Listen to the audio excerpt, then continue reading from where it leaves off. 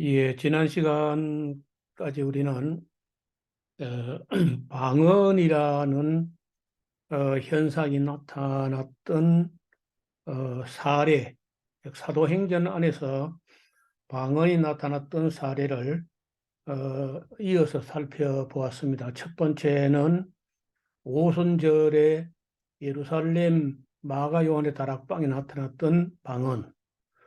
어, 그것이 이제 은사가 아니고 그 성령 강림의 표적이었다고 말씀을 드렸고요.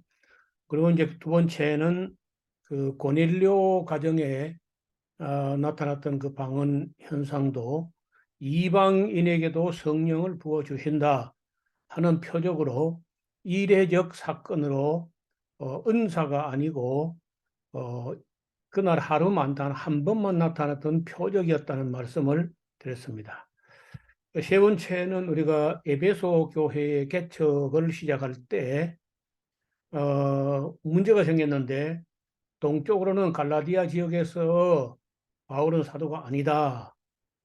또 이제 서쪽으로는 고린도 아카야 지방에서 또 뭐 바울은 사도가 아니다. 이제 이 심각한 문제가 생겼는데 그때 그 어떤 방법으로도 바울 자기 자신이 자기를 사도라고 강변해봐야 아무 의미가 없어요.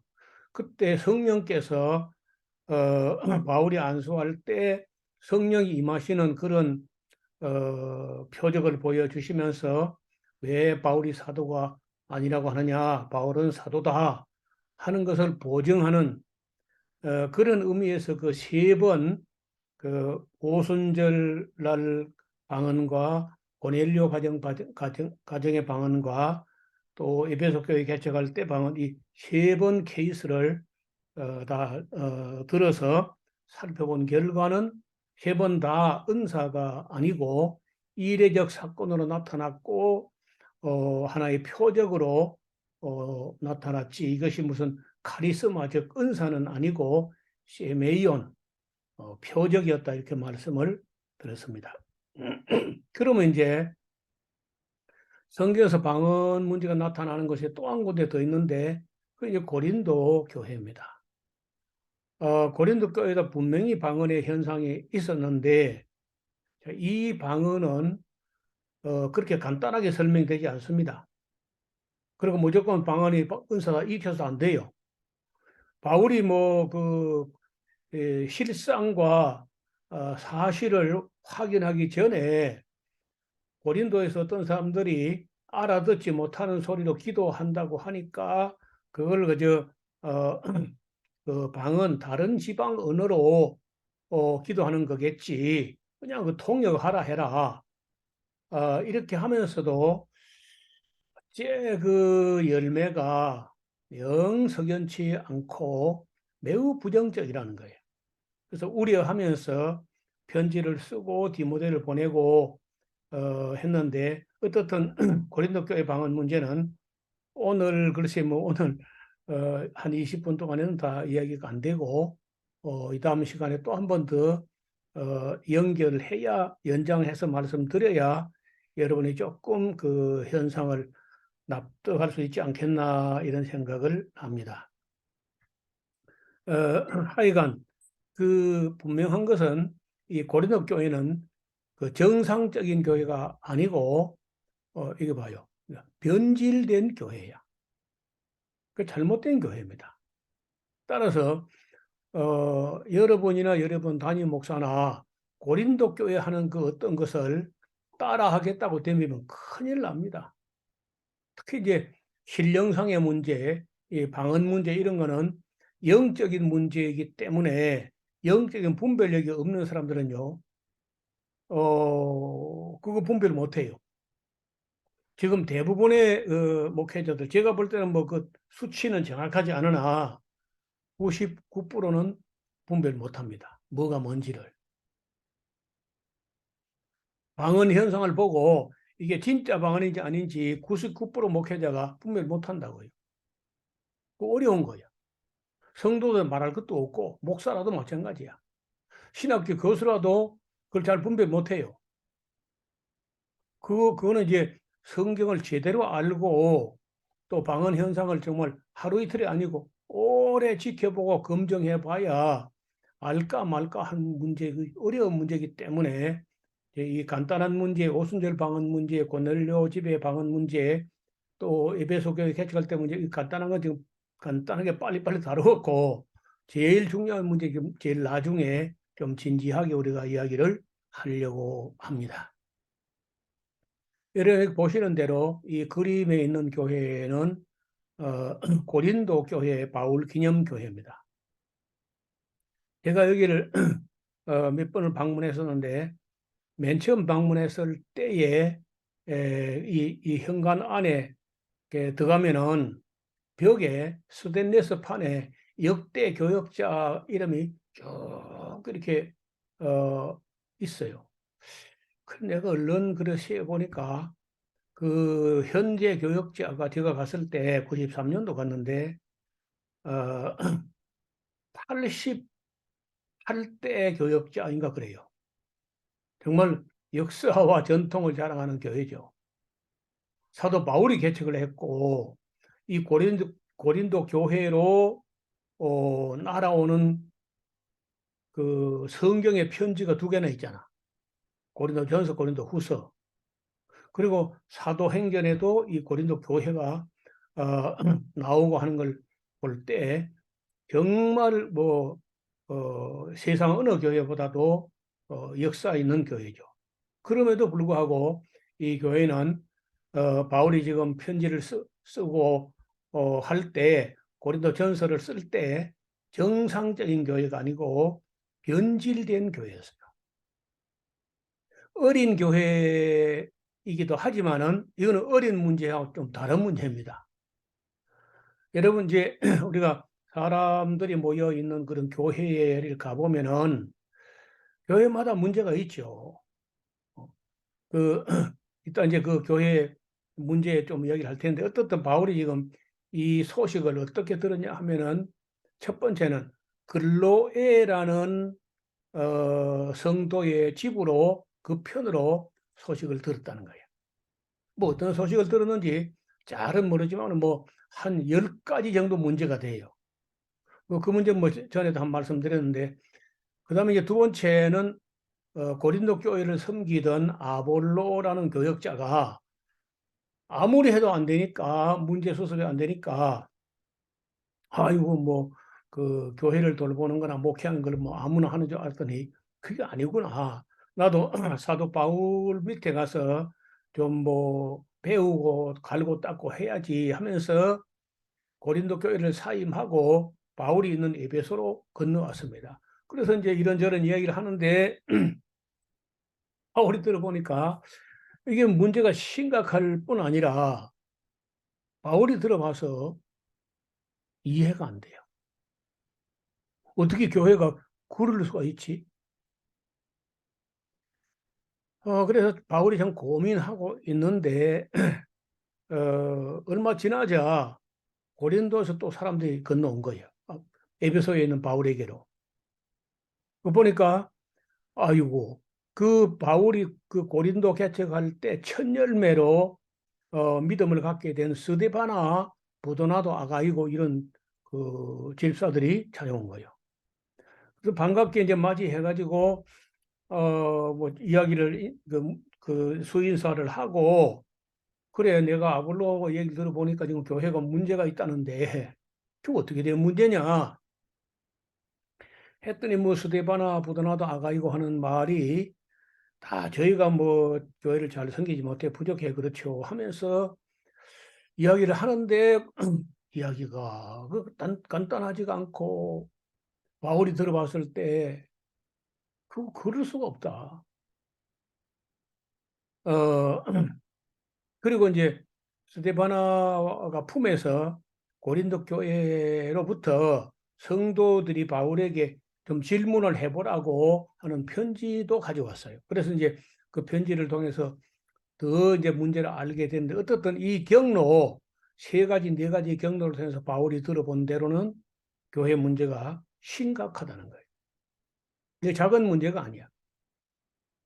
아직 좀 미숙하다 이런 정도가 아니고 뭐 어려서 그러다 그런 정도가 아니라는 거예요. 그래서 바울이 형 고민하게 되는데 오늘 일단요 여러분도 지금 교회를 다 섬기고 있을 텐데 세상에 어떤 교회도요 완전한 교회는 없습니다. 그 완전한 교회를 찾아 다니려면 천국을 가야 돼. 여러분 천국에도 문제가 있다는 거 아닙니까? 왜? 천국에도 사탄이 있어가지고 하나님도 애먹었다니까. 그러니까 하나님 사시는 천국에도 문제가 있다는데 아니 뭐 죄인들이 모여 있는 교회에 왜 문제가 없겠어요? 이게 문제가 있는 건 지극히 당연한 거예요. 아니 그 문제가 있으니까 그 문제들 해결하라고 일꾼들이 있는 거 아니야. 그래서 세상에 어떤 교회라도 완전한 교회는 없다. 이거 잊지 말아야 돼요. 제가 섬기는 교회도 문제가 있습니다. 세상에 문제가 없는 교회는 존재하지 않는다. 교회는 아직은 완성된 유기체가 아니고 성장 과정에 있고 또 성화 과정에 있기 때문에 당연히 아직은 문제가 있습니다. 그러나 고린도 교회와 갈라디아 교회 이런 교회는 그냥 일반적인 문제가 아니라 본질적인 문제, 근본적인 문제, 또 어떤 경우는요, 어, 영적인 문제, 이건 작은 문제가 아니야. 교회가 변질되어 결코 그대로 두어서는 안 될 만한 심각한 문제가 발생한 거예요. 그 바울이 몇 가지 경험을 통해서 파악된 그 고린도 교회는 영적으로 이미 잘못돼 가지고 변질된 교회라는 것을 바울이 인식을 하게 된 겁니다. 1차적으로 이제 바로잡을 방도가 뭐냐 하면요.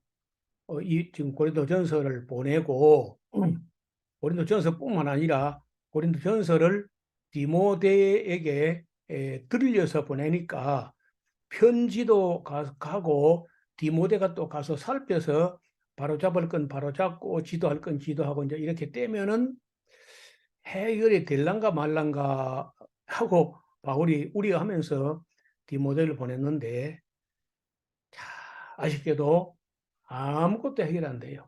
디모데에 가도 아무도 디모데 말을 안 들어. 그 디모데를 없인 여기고 나이 어리다고.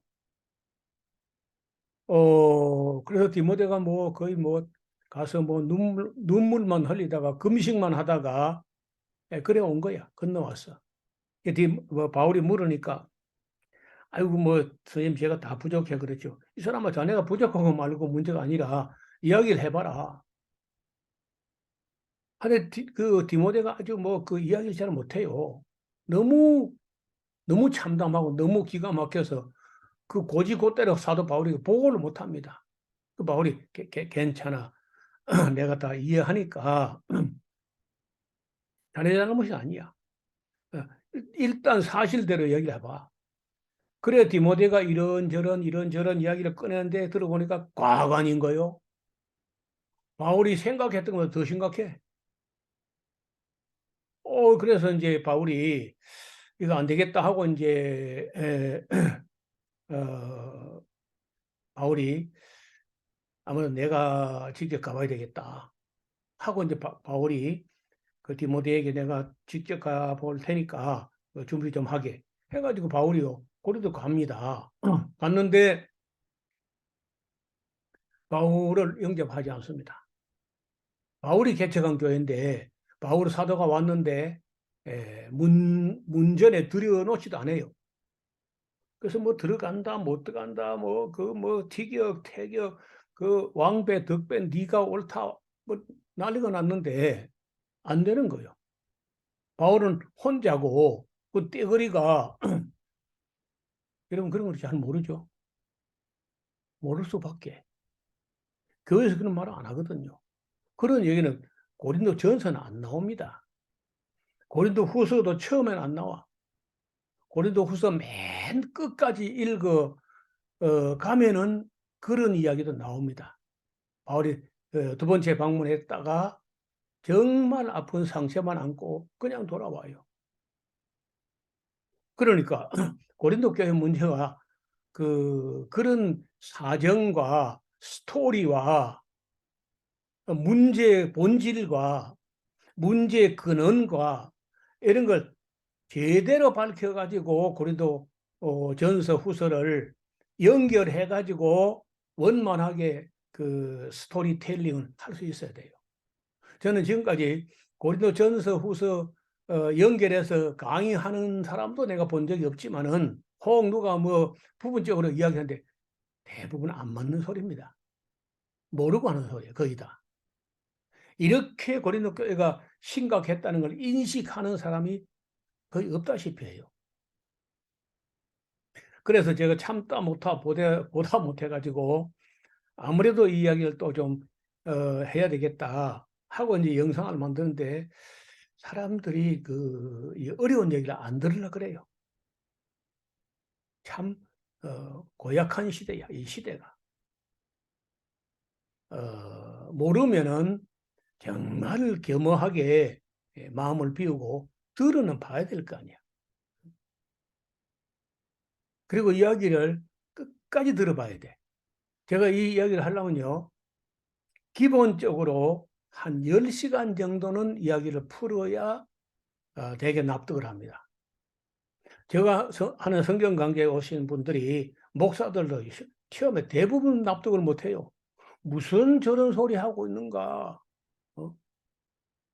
하면서 깨우거리고 뭐 수용을 못하다가 몇 번 들어보고 나서라야 그랬구나.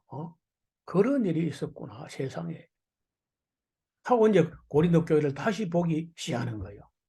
그런 사연이나 그런 실제적인 것도 분별하지 못하고 그냥 뭐 고린도전서 12장 10절에 바울이 뭐 방언을 은사했다 그 한 대만 가지고 막 그런 방언을 따라하겠다고 덤비는데 여러분 고린도 교회 방언 따라하는데 그건 가짜 방언이야.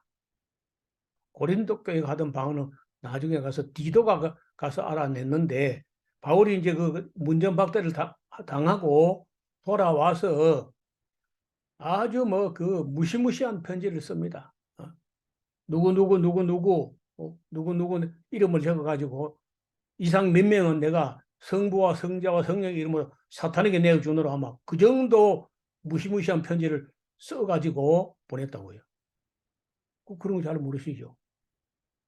그것도 그런 사연도 고린도 전서는 안 나와요. 고린도 전서 이후에 있었던 이야기 때문에.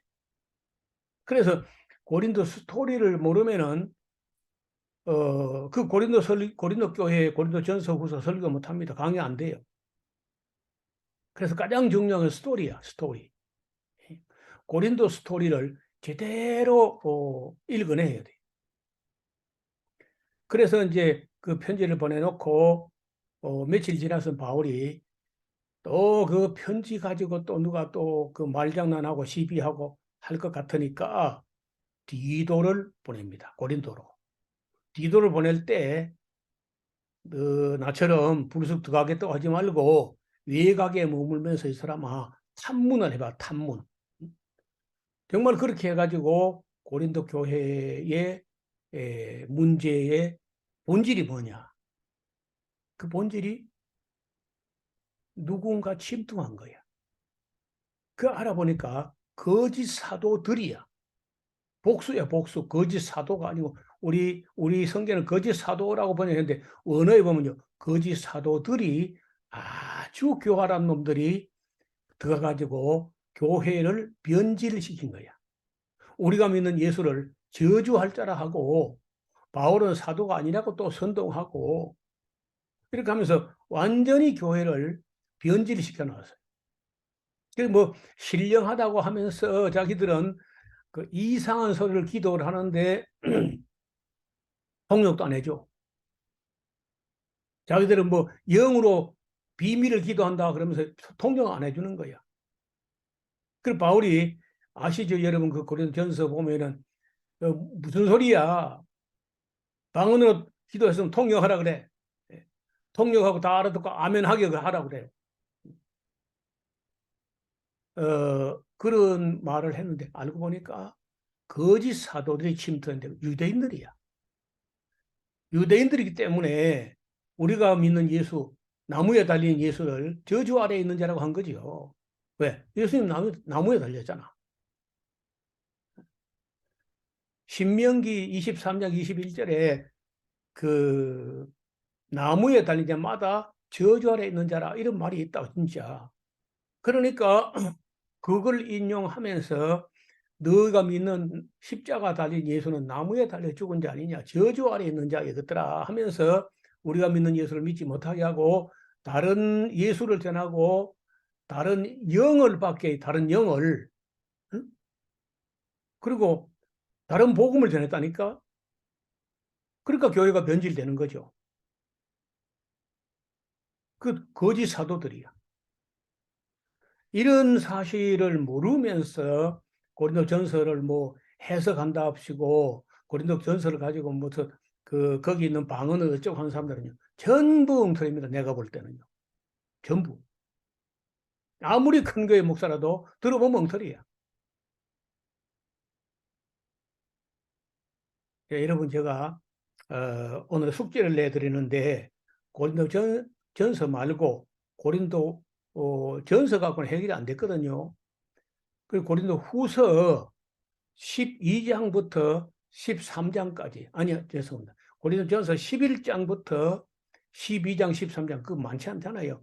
그 터무리 3장, 고린도 후서, 전서가 아닙니다. 후서 11, 12, 13. 이 3장을 읽어보시면은 이 다음 시간에 제가 그 성경을 펴놓고 좀 더 세밀하게 말씀을 드리겠습니다. 오늘은 또 이야기가 길어져서 이만큼 해서 인사드리겠습니다. 고맙습니다.